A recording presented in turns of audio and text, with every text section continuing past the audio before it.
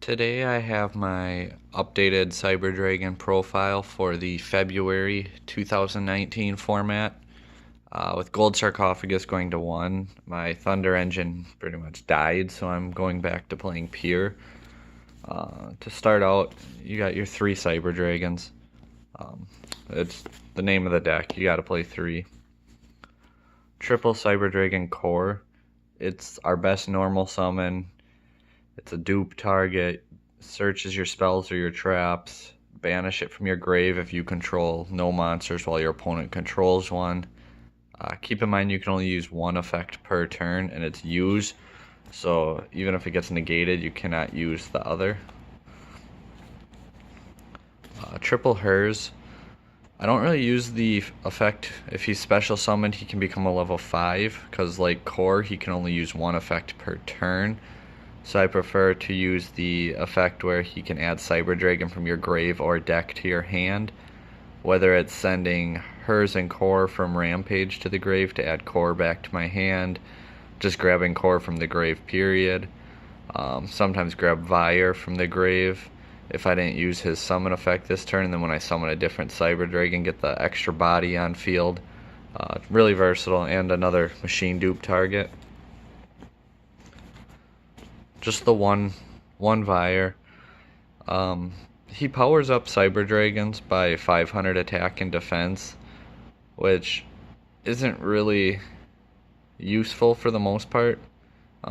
Sometimes if I get forced first and I opened it, I'll just set it, and then when they attack it, he gets the power up, so he has 2100 defense, and hopefully just get me to the next turn. But he's a level 4 for Overflow as our 4th target. It chain blocks for Core unless you have Machine Dupe, in which case you do not want to do that. And it's just a free summon, a free body on board, whether that's for Lynx or a fusion play. Playing competitively, you need 3 of the honorary Cyber Dragon. Galaxy Soldier, a light level 5 machine. He fills your grave up, he special summons himself, he searches himself. He's basically made for Cyber Dragons. As far as removal, just the one Kaiju. I didn't get around to testing out Slumber and a Kaiju engine yet, so for now I'll play just the one Jizukiru machine. Kaiju their monster away, and then you contact it away for a Fortress Dragon. Or you can summon number 61 and destroy it with its effect and burn them for 3300. I like to do that in game 3, especially against like Prank Kids, or if Burning Abyss figures out post-ban list to compete yet. Hand traps, just the 2 Ash Blossoms.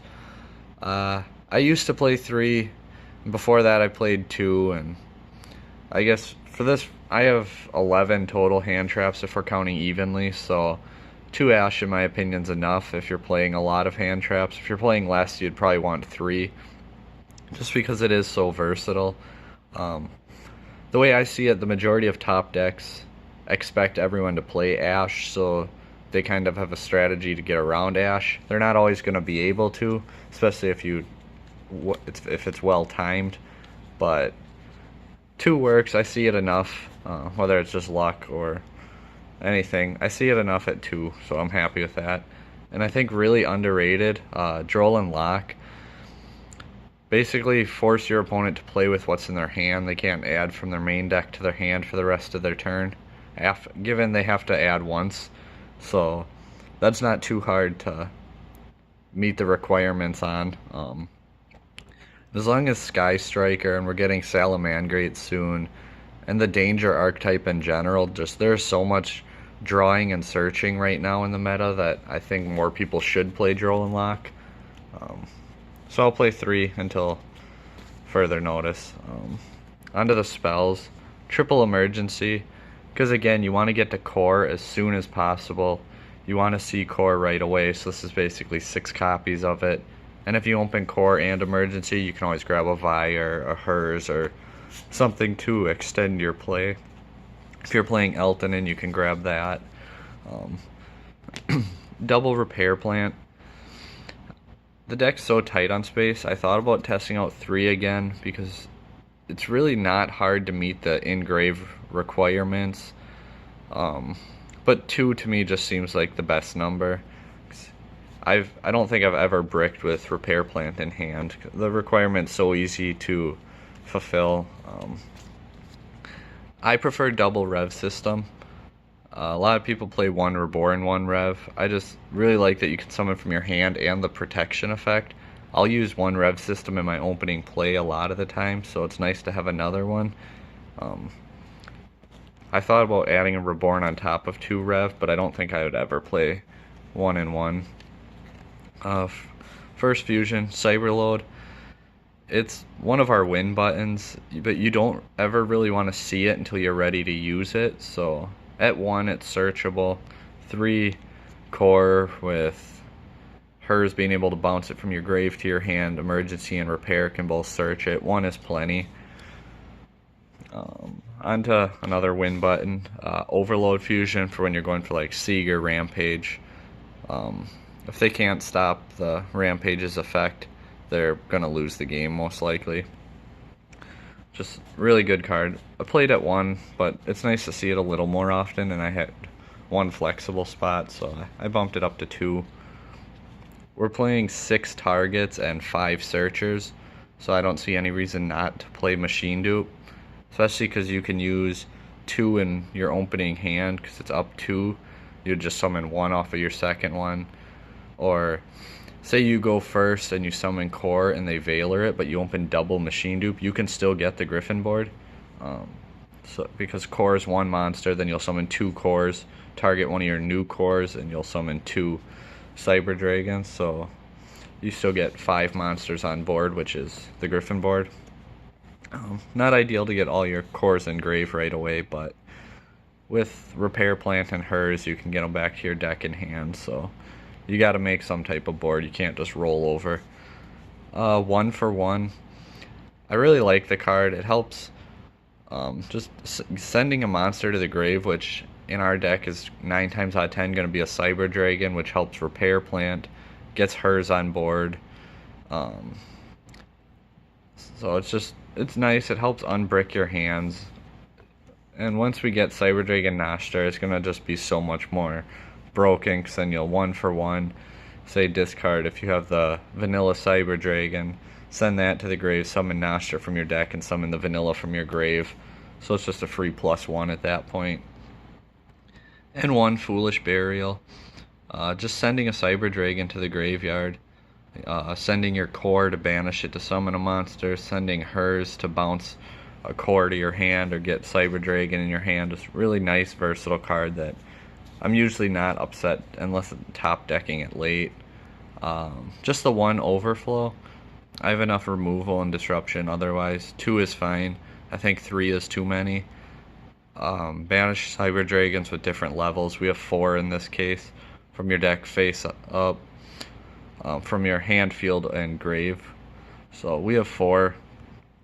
And if they destroy this card, you get to search out a Cyber Spell or Trap. So you can kind of just wait for them to destroy it and then chain it, destroy their field, and then search out your card afterwards. Since we're going second deck, probably one of the best cards in the game. Triple Evenly Matched. Card's just absolutely crazy. You know, I have no problem losing my first battle phase and dropping evenly on them and basically starting the game over with a big advantage.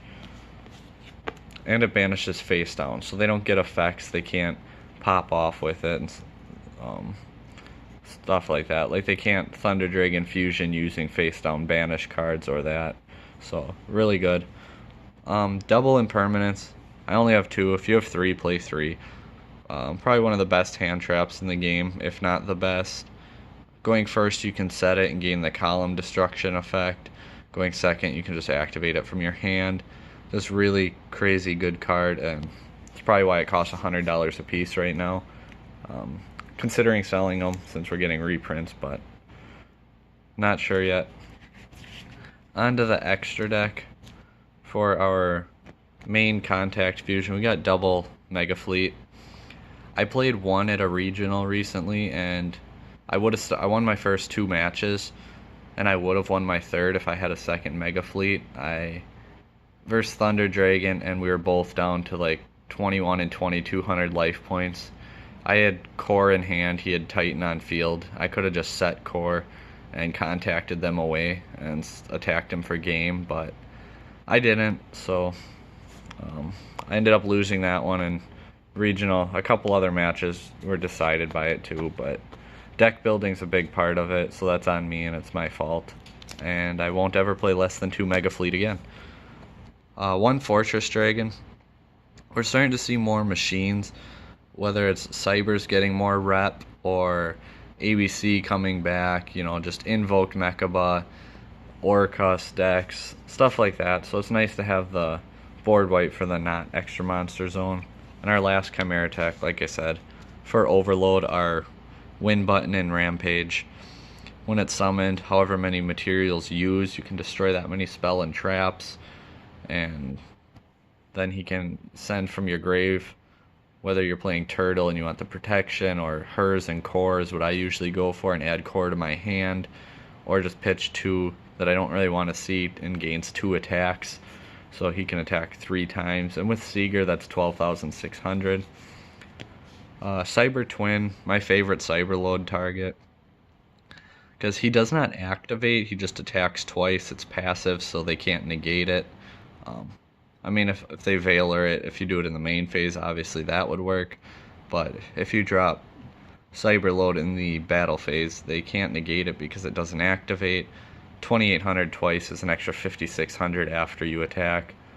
Or if you do it earlier and have Seeger, power him up to 49, and that's 9,800 that you're attacking for. And I like Eternity at 1 in this format because Altergeist and Sky Striker being so expected to be the best 2 decks, basically. If there's a Machine Fusion in the grave, they can't target it with card effects, meaning Widow Anchor, can't be destroyed by card effects. So you got like Altergeist, Silkitos, Sky Striker, the Widow Anchors, cards like that. Afterburners can't destroy it. I can't remember if that targets or not, but it can't be destroyed by card effects, so just really nice for in those 2 matchups. On to the XYZ monsters. Double Nova. He helps with your OTK plays, summoning Cyber Dragon from your grave. And then, of course, you can overlay once per turn Infinity on top of Nova, steal an opponent's monster, or just negate an activation of a card effect once per turn. It's a really good card for our control boards, you know, Griffin, Seeger, and Infinity. And like I touched on before, I play 1 Volcasaurus. I'm not a big fan of the time rule, so sometimes game 3 there's not much time left, and if you can get Jizukiro to their side, double Galaxy Soldier, make Volcasaurus, and then effect to destroy Jizukiro, and they take 3,300 damage and just burn them for the win. I don't like winning like that, but I don't like losing more, so I'm a huge advocate of double Seeger. Sometimes I'll make 2 in 1 play. I really like it, and I think it's underappreciated, and most say 1 is good, which maybe it is, but sometimes I don't have the way to get it back from the grave in a really grindy game. So it's nice to be able to have that second one in the extra deck. And then if going first, you want to get to Griffin and just any play, really. Summon Sources is such a great extender. As long as we have her, you got to play them. Once we get Noshter, and we'll probably lose Sorceress on that ban list, cut Griffin, Sorceress, then Clifford Genius will probably be mandatory, and test out that Ambro Whale. But I'm not playing Genius right now because I have Eternity to kind of deal with those decks where I would normally play Clifford. So onto the side deck. I don't have my 3 Lancias yet. They should be actually here tonight. So 3 Artifact Lancia, just really good in the Thunder Dragon matchup. Sanctum Scythe works versus a lot of decks. Basically, activate Sanctum, summon Scythe. They can't summon from the extra deck that turn. But that's a trap which requires being set, so obviously you can chain it to whatever, but unless they have like Night Beam where you can't activate it, but no one plays that, so that's another good option. 4 cards instead of 3, but I like Lancia because going second, you can still do it because Thunder Dragon likes to go first a lot. So if you're going second, Lancia is still a good one. Triple Border, it's effective in Thunder Dragon, Prank Kids, Altergeist, just a lot of tough matchups. It's not good in Sky Strikers or Draco, which will probably be a little more popular now, but I think Border's a really, really good card. Triple Twisters. We're in a more controlled format with less spammy decks and more back row. So back row removal is always nice. I might play Cosmic Cyclones. I'm not 100% sure between the two yet. Twisters are nice because you can get a Cyber Dragon Engrave and destroy 2, whereas Cyclone's nice because it banishes them. I think either or are great choices. Another card like Border that's just absolutely ridiculous is Gozen Match. Yeah, it locks you out of your Chimera Techs, but keep in mind, if you're going second and they have a problematic monster in their extra monster zone, you can set Core, Hers, or Vire and still contact it away because you can fusion with set cards, but it just hits basically every meta deck pretty much this format, so for the most part, it literally hits 90% of the meta decks. Just great card. And finally, when it was just Altergeist for traps and Paleo here or there, I didn't play Reboot because I had Twisters and Border for Altergeist and whatnot. But now with Altergeist and the Phantom Knights being tossed into everything, and now on top of that we have Eradicator back at 3, and I know Thunder Dragons plan on abusing it, some other decks want to abuse it, so I think Reboot's a good safe choice to play. And that is my my deck list for the current format.